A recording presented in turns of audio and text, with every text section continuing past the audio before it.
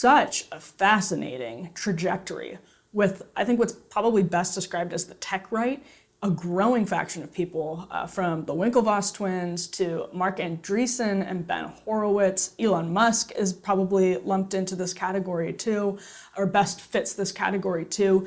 A lot of people in the tech right have not just come out with heterodox opinions on speech or culture, different kind of issues. They're also now, in the wake of the J.D. Vance, who's sort of in this tech right, in the wake of his nomination for vice president on the Republican ticket, taking a ton of fire, very specifically over Trump and Vance. A lot of people in the crypto community in this group, there's a crypto conference happening, I think it's happening right now in Nashville, Republican senators. This is all coming to a head, it feels like. You are right to call it a faction for now. This is a selection of very high-profile individuals, your Musks, your Andreessens, the Winklevoss twins, or the Winklevi, as Mark Zuckerberg memorably called them.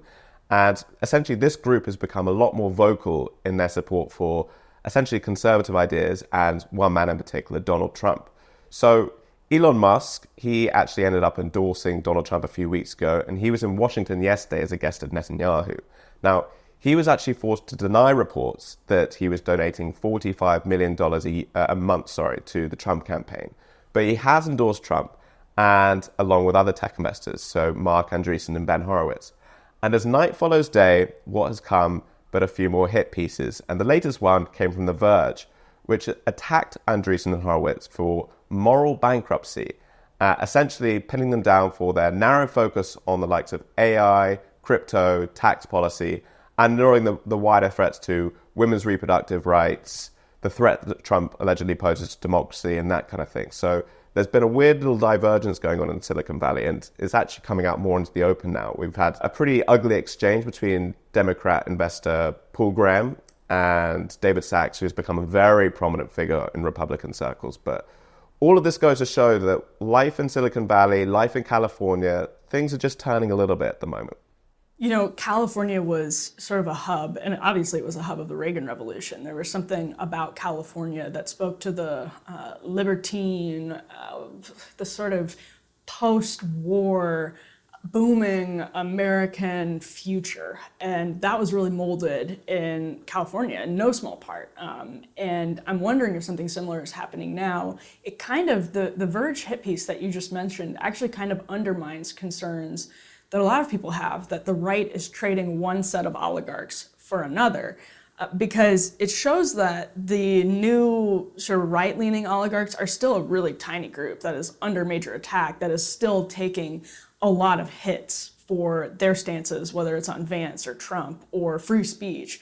David Sachs on Ukraine, for example, there's still a social cost and probably a financial cost.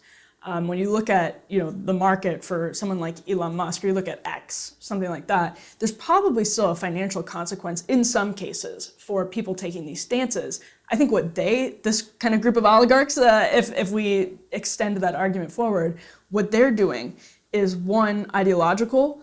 They're true believers, most of them, but two, it's also a bet. It would be nothing, of course, if not a bet. They're betting that in the future, public opinion shifts and that there is a reward for investing in these new media spaces, alternative institutions, etc. It's also important to note that the motives, the reason, the rationale, they are different even within this small set. So we actually had a very heartfelt interview with Elon Musk and Jordan Peterson the other day, in which Musk basically goes into quite a lot of detail, I think as much as he has done in public so far, about the loss of his son to the trans movement and how the woke mind virus got to him, and that's resulted in his son's transition. And he even went so far to say, my son Xavier is dead. But then you look at someone like Horowitz or Andreessen, and as this article mentions, their focus is very much on crypto, AI, which they deem Trump to be much more friendly to. So it's a little bit of a contrast within the movement, but again, what's happening is in Silicon Valley, not everyone is actually staying put. A lot of them are leaving to places like Austin and Florida. So the geographic dynamics are playing into there as well. And it's not just Republicans or Republican voters. So David Sachs's All In co-host, which is a very popular podcast, he's also moving to Austin.